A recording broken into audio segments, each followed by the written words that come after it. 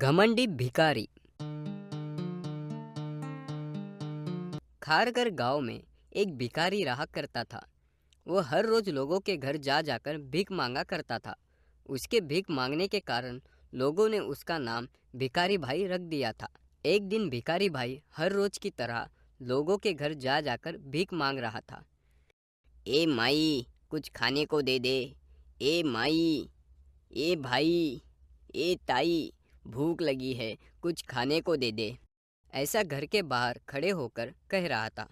तभी उस घर से एक बूढ़ी औरत बाहर आकर कहती है, अरे ए भिखारी भाई, तुझे भीख मांगने के अलावा और कुछ काम नहीं है क्या? जब देखो तब अपना ये पनौती मुंह उठाकर आ जाता है भीख मांगने के लिए। चल जा यहाँ से, आज मेरे पास कुछ नहीं है तुझे देने के लिए। माँ जी, तुम किस लिए मुझे इतना गुस्सा कर रही हो? मैं तो बस आपसे भीख मांग रहा हूँ। जो दे उसका भी भला, जो ना दे उसका भी भला।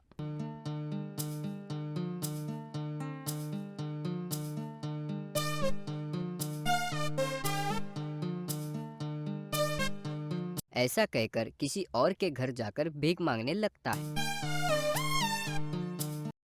ए माई, कुछ बचा कुचा खाना है तो मुझ भिखारी को खाने के लिए दे दे रे। बहुत भूख लगी है। ए माई, कुछ तो दे दे, बहुत भूख लगी है। तभी उस घर से एक बच्ची बाहर आकर कुछ पैसे और खाना भिखारी भाई को लाकर देती है। भिखारी भाई उसे लेकर, धन्यवाद बेटा, ऊपर वाला तुम्हारा भला करे, ऐसा कहकर गांव के एक पेड़ के नीचे बैठकर खाना खाता है। अरे वाह, बहुत ही स्वादिष्ट खाना था। आज का गुजारा तो हो गया, ऐसा कहकर पेड़ के नीचे सो जाता। तभी एक स्वामी सड़क से गुजर रहा होता है। वो भिखारी भाई को पेड़ के नीचे सोता हुआ देखकर उसके पास आकर उसे जगाता है। ए भिखारी भाई, उठ और अपनी आंखें खोल, देख कौन आया है। ये भिखारी भाई उठ। स्वामी के आवाज लगाने पर भिखारी भाई उठ जाता है। क्या हुआ स्वामी, किस लिए मुझे जगाया? तू ऐसे भीख मान कर कब तक अपनी जिंदगी जिएगा? और क्या करूं स्वामी, मैं ना मुझ में कोई हुनर है और ना ही कोई टैलेंट। मैं किसी के भी पास काम मांगने के लिए जाता हूँ तो लोग मुझे भिखारी समझकर भीख ही देते हैं, कोई काम नहीं देते।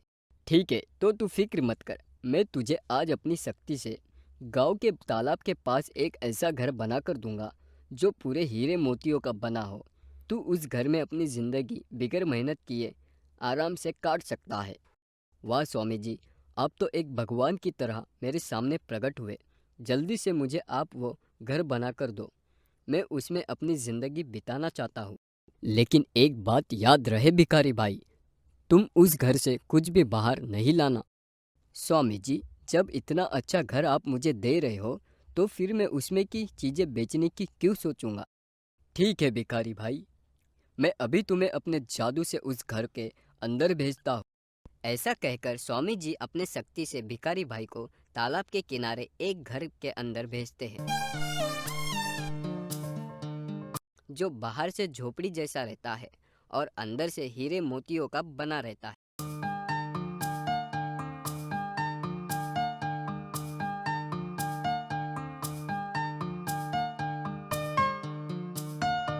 अरे वाह, कितना सुंदर घर है। यहाँ तो हीरे मोतियों से बनाया हुआ पलंग है, सोने से बना हुआ सोफा, सोने का फ्रिज, सोने का डाइनिंग टेबल, सोने का किचन, मोतियों से बनी हुई दीवारें। अरे वाह स्वामी जी, आपने तो मेरी जिंदगी पलट दी। मैं अब इस घर से बाहर कभी नहीं जाऊंगा। ऐसा कहकर किचन में जाकर खाना बनाने की सोचता है, लेकिन उधर पहले से ही बहुत सारे प्रकार का खाना बना हुआ रहता है। अरे वाह स्वामी जी, यहाँ पर तो खाना भी बनकर तैयार है। ऐसा कहकर एक प्लेट में खाना लेकर खाता है। पेट भर कर खाने के बाद भी किचन का खाना खत्म नहीं होता है। अरे ये क्या, मैंने इतना सारा खाना खाया फिर भी खाना कम नहीं हो रहा। लगता है खाना भी मुझे बनाने की कोई ज़रूरत नहीं है। चलो अब चलकर टीवी देखता हूँ। फिर जाकर सोफे पे बैठकर रिमोट से टीवी ऑन करता है और टीवी देखते देखते सोफे पर ही सो जाता है। इसी तरह कई महीनों तक खा पीकर मौज मस्ती करते हुए उस घर में रहने लगा। वहाँ की अय्याशी की भिखारी भाई को आदत पड़ गई। एक दिन भिखारी भाई, कितने सारे महीने गुजर गए हैं, मैं इस घर में मौज मस्ती कर रहा हूँ, अब मुझे ये घर बोरिंग लग रहा है। क्यों ना आज बाहर जाकर कुछ हीरो को ज्वेलर्स की दुकान पर बेचकर उन पैसों से मजे कर कर फिर घर आता हूँ। ऐसा सोचकर दो हीरो को अपनी जेब में रखकर ज्वेलर्स की दुकान में गया।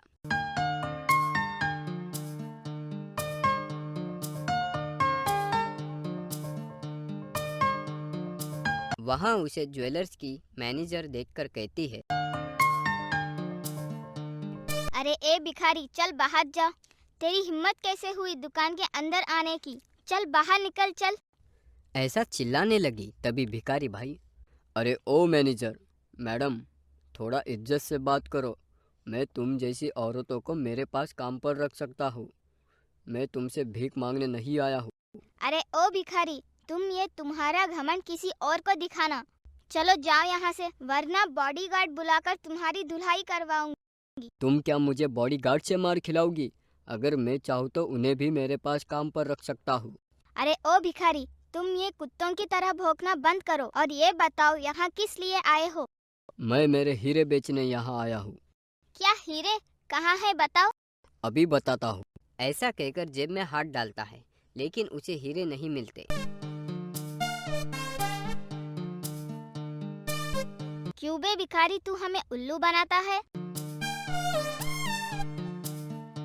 ऐसा कहकर मैनेजर के साथ साथ दोनों बॉडीगार्ड भी भिखारी की धुलाई करते हैं।